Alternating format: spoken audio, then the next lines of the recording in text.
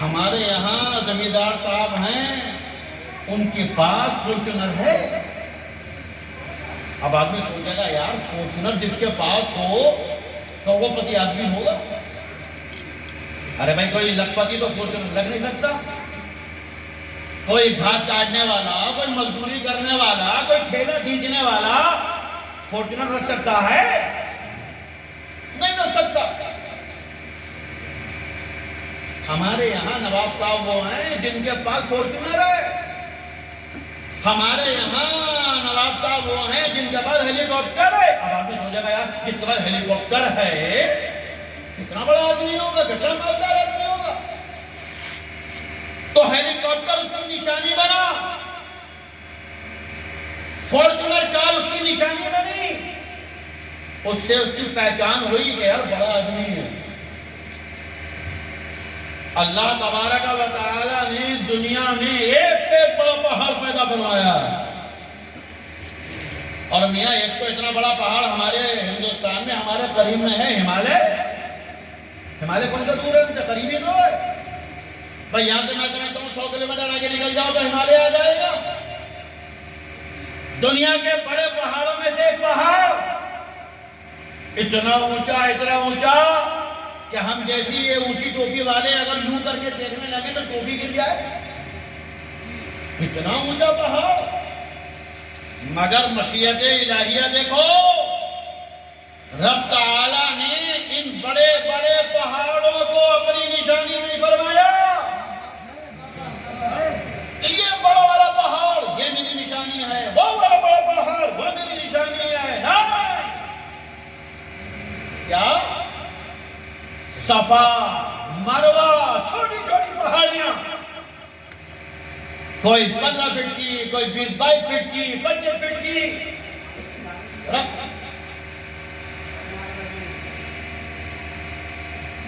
رب کائنات فرماتا ہے کہ میری نشانیوں میں سے آئے۔ کیا پتا چلا؟ ان پہاڑیوں میں کچھ بات تو ہے۔ اگر بات صرف پتھروں کی ہوتی تو رب کائنات ہمالیہ کی بات کرتا، چھوٹی چھوٹی پہاڑیوں کی بات نہیں کرتا۔ کچھ بات ہے کہ رب تعالیٰ نے چھوٹی چھوٹی پہاڑیوں کو، چھوٹے چھوٹے ٹیلوں کو اپنی نشانی فرمایا۔ تو سنی مسلمانوں، بیٹا اے میرے لال، اے بچے بیٹے، بولو کچھ بات تو ہے۔ تو سنی مسلمانوں بات بتاؤں کیا ہے؟ سننا چاہو گے؟ کہ اللہ تعالیٰ نے چھوٹی چھوٹی پہاڑیوں کو جو اپنی نشانی پر فرمایا ہے، کیوں؟ اس لیے فرمایا ہے کہ جب حضرت ابراہیم خلیل اللہ علیہ السلام اپنی بیوی حضرت حاجرہ رضی اللہ تعالی عنہ اور اپنے چھوٹے سے دودھ پیتے بچے حضرت اسماعیل ذبیح اللہ علیہ السلام کو اس جگہ پر چھوڑ کر چلے گئے کہ جہاں آج کعبہ شریف بنا ہوا ہے۔ جہاں کعبہ شریف ہے، حضرت ابراہیم علیہ السلام رہتے تھے عراق کے پاس۔ عراق سے چلے اپنی بیوی حضرت حاجرہ، اپنے نور نگر حضرت اسماعیل کو لے کر چلتے چلتے مکہ شریف آ گئے۔ اس مقام پر آ گئے کہ جہاں پر آج کعبہ شریف ہے، جہاں پر آج مقام ابراہیم ہے، جہاں پر آج حتیم ہے، جہاں پر آج حجر اسود ہے، جہاں پر آج زمزم ہے، جہاں پر آج صفا و مروہ ہے، وہاں آبادی نہیں تھی۔ وہاں پر بالکل بیابان، بالکل ریگستان۔ حضرت ابراہیم علیہ السلام حضرت اسماعیل کو، حضرت حاجرہ اپنی اہلیہ کو وہاں چھوڑ کر چلے گئے۔ تھوڑا وقت گزرا، حضرت اسماعیل علیہ السلام کو پیاس لگنے لگی۔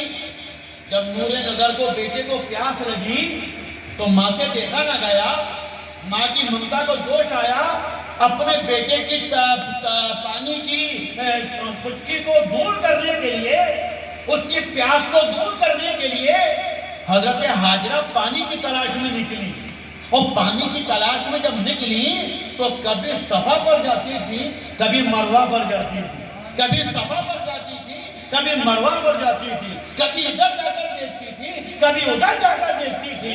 اسی طرح حضرت حاجرہ نے صفا اور مروہ کے درمیان چکر لگائے، کبھی صفا پر، کبھی مروہ پر، کبھی صفا پر، کبھی مروہ پر۔ وجہ کیا ہے؟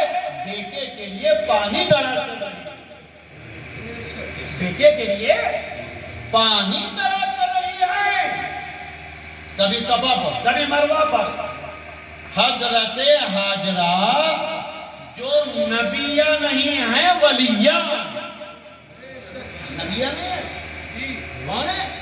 ولیہ، ان کے قدم پڑھے، ایک ولیہ کے قدموں کے تلے آنے کے بعد صفا اور مروہ کو اللہ تعالیٰ نے اتنی عزتیں عطا فرمائی، اتنی عظمتیں عطا فرمائی، اتنا بلند مقام عطا فرمایا، اتنا اونچا درجہ عطا فرمایا کہ صفا اور مروہ کو اپنی نشانیاں بنا دیا، صفا اور مروہ کو اپنی نشانیاں بنا دیا، صرف کس وجہ سے کہ اس کی ولیہ کے قدموں تلے آ گئی، اس کی ولیہ کے قدموں تلے آ گئی۔ پتہ کیا چلا کہ جو ولی سے قریب ہو جائے،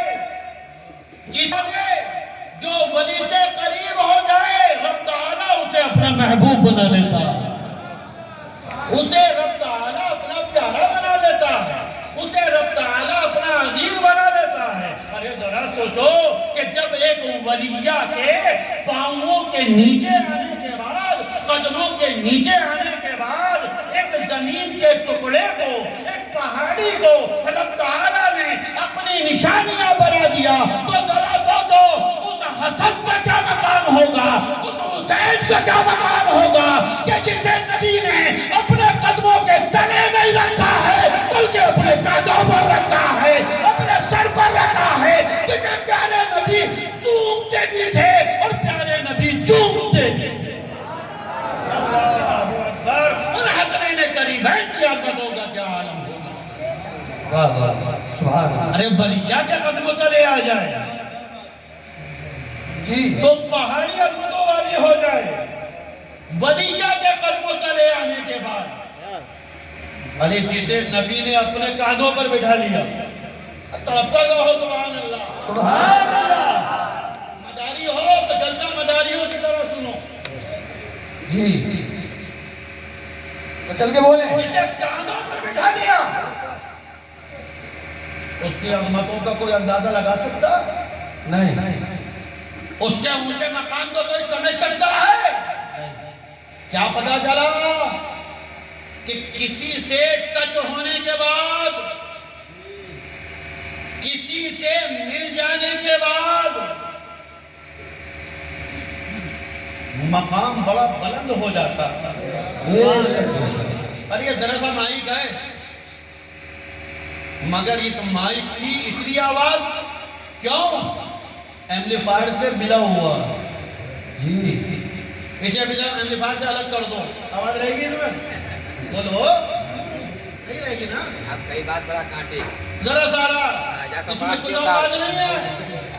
ارے کسی نے کہا ہے کہ یہ سچ ہے کہ میں کیا ہوں، یہ سچ ہے کہ میں کیا ہوں، کیا میری حقیقت ہے؟ ذرہ ہی صحیح ہے، قطرہ ہی صحیح، لیکن دریا سے تو نسبت ہے۔ سبحان اللہ، سبحان اللہ۔ ارے مائک ذرا تو ضرور ہے، مگر اس کا جو ٹچ ہے، اس کا جو تعلق ہے وہ اتنے بڑے ایمپلیفائر سے، اس نے اس کو اتنی پاور دے دی، اتنی طاقت دے دی، اتنا اس کو پاورفل بنا دیا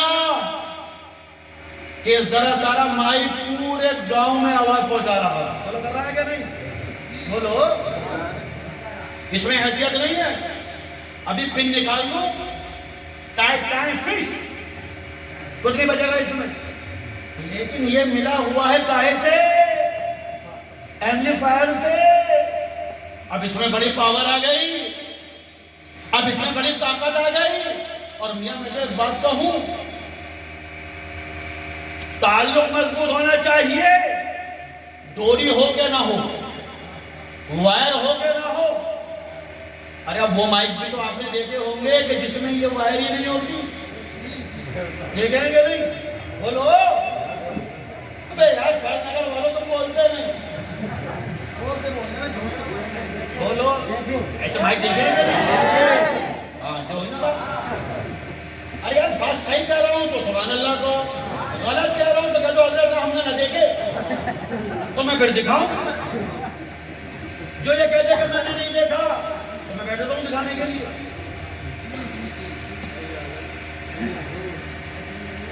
یہ پرانی ٹیکنالوجی ہے, وائر کا استعمال ہو رہا ہے, اس کا کنیکشن اس وائر کے ذریعے اس سے جڑا ہوا ہے.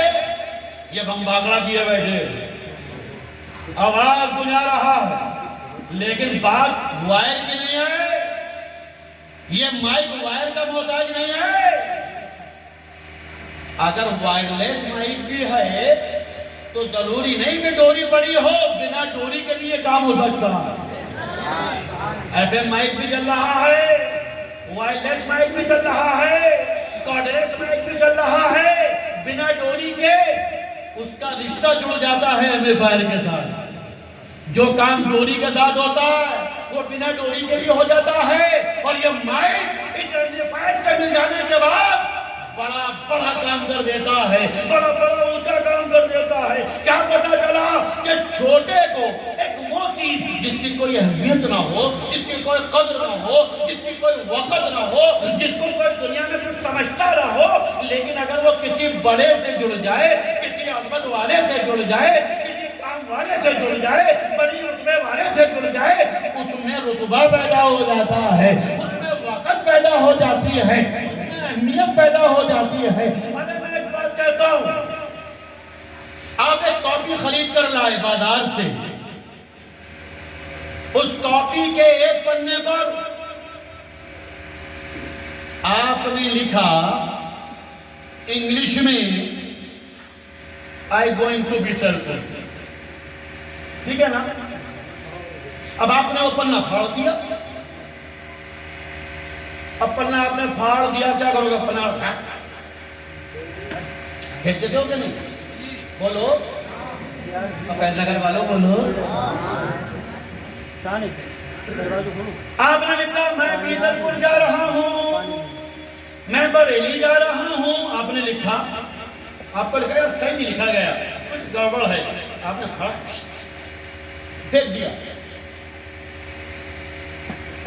اب آپ لکھنے بیٹھے دوسرے صفحے پر بسم اللہ الرحمن الرحیم. آپ نے لکھا, آپ کو لگا نہیں یار رائٹنگ اچھی نہیں رہی, کچھ اس میں لکھنے میں غلطی ہو گئی. آپ نے وہ پیج پھاڑا, اب کیا کرو گے؟ بولو. ارے فیض نگر والوں, میں تمہیں سب کو مفتی بناتا ہوں, بولو کیا کرو گے؟ نہیں دیکھو گے کیوں؟ ارے بس بھائی صاحب تھوڑے تو زیادہ اتنا زیادہ بس ہلکا ہاتھ رکھو بھائی. ایک ہی کاپی کا ایک پنہ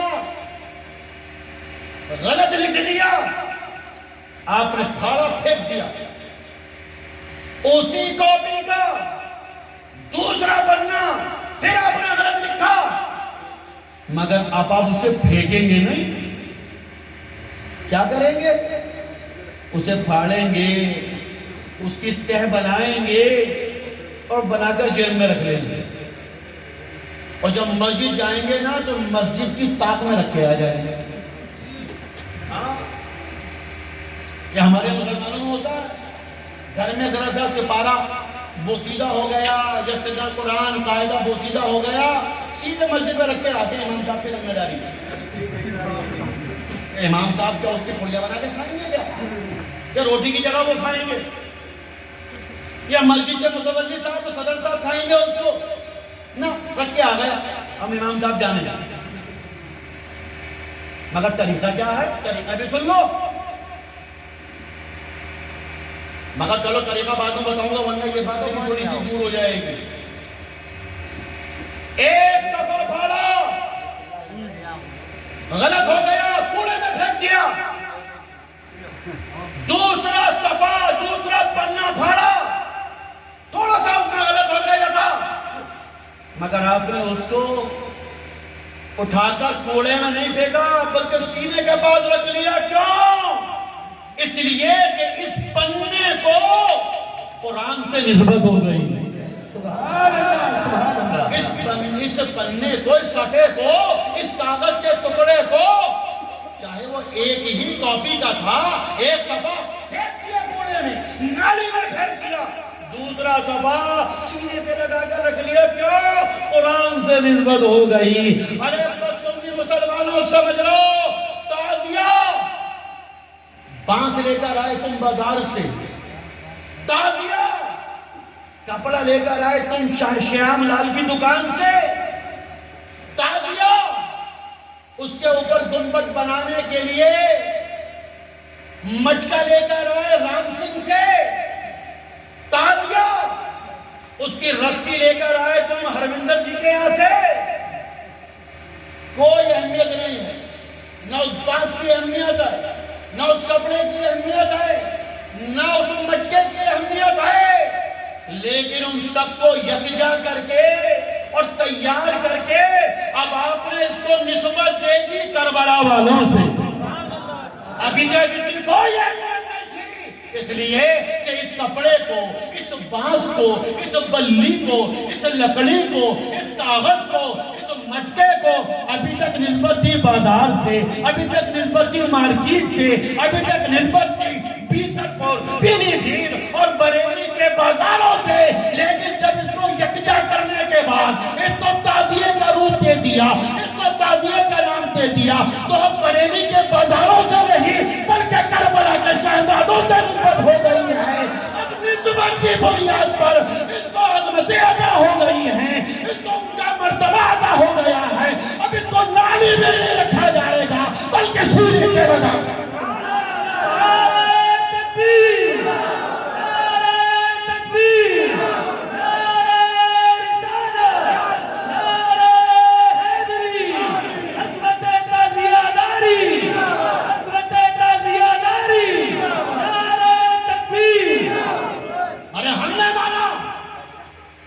تعزیہ شریف کا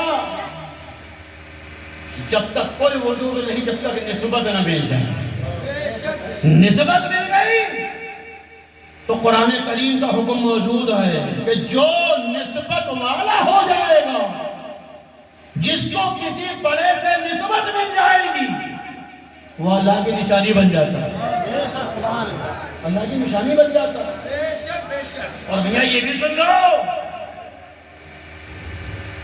اللہ کی نشانیوں کی قدر سب نہیں کرتے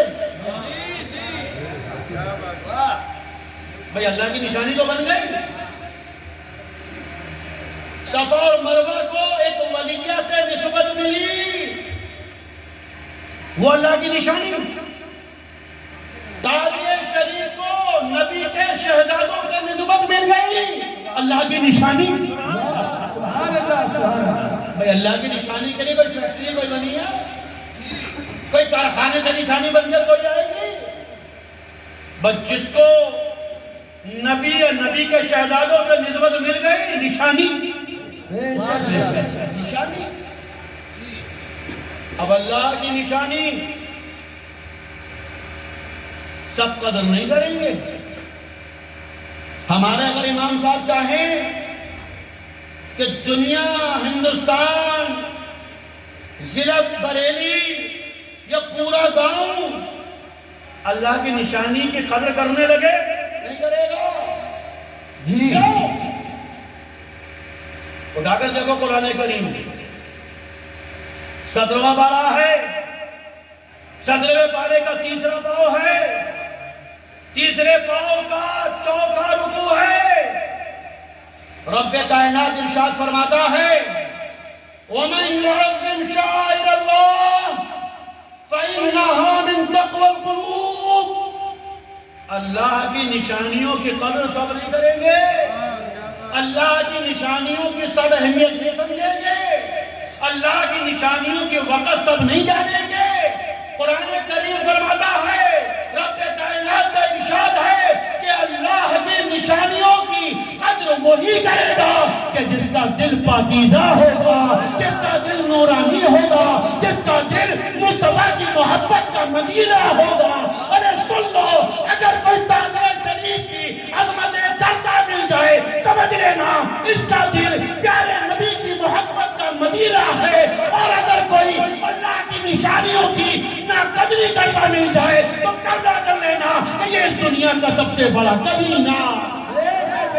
سبحان اللہ، نعرہ تکبیر، نعرہ تکبیر، نعرہ رسالت، نعرہ رسالت، عظمت تعزیہ داری، عظمت تعزیہ داری، نعرہ تکبیر۔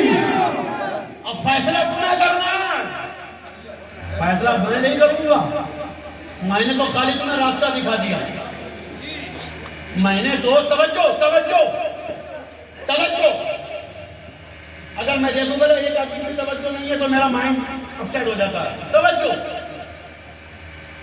میں نے تو خالی راستہ دکھا دیا کہ اللہ کی نشانی کیسے بنتی ہے یہ بتا دیا نا، اور اللہ کی نشانیوں کی قدر کون کرے گا یہ بھی بتا دیا، اور اپنے گھر کا نہیں بتایا، قرآن کریم سے بتایا۔ قرآن کریم ابھی تو حدیث شریف بھی نہ پڑھی میں نے، ابھی تو قرآن کریم ہی پڑھ رہا ہوں۔ اللہ کی نشانی کیسے بنتی ہے یہ بھی قرآن نے بتا دیا، اللہ کی نشانیوں کے قدر، ان کی وقت، ان کی اہمیت کون کرے گا یہ بھی قرآن کریم نے بتا دیا۔ اب فیصلہ تمہیں کرنا ہے کہ تمہیں اپنے دل کو کملی والے آقا کی محبتوں کا مدینہ بنانا ہے یا دنیا کے سامنے خود کو کمینہ بنانا ہے؟ کہ فیصلہ تو آپ کریں گے، میں کون ہوتا ہوں فیصلہ کرنے والا؟ میں تو خالی بس راستہ دکھا سکتا ہوں کہ بھائی یہ گیا ادھر کو، یہ گیا ادھر کو، بتا تو چلا کدھر کو، راستہ بتا سکتا ہوں۔ تم نے مسلمانوں تعزیہ شریف بنانا قرآن کریم سے ثابت ہے، اللہ کی نشانی ہے۔ ارے خوب بناؤ، اگر ایک بناؤ گے تو بھی نشانی، اور اگر ایک گاؤں میں 1000 بناؤ گے تو بھی اللہ کی نشانی ہے۔ اچھا پھر آ جاؤ لوٹ کے وہیں پر، ایک کاپی آپ کے پاس، ایک صفحے پر کیا لکھا تھا آپ نے؟ کیا لکھا تھا بولو؟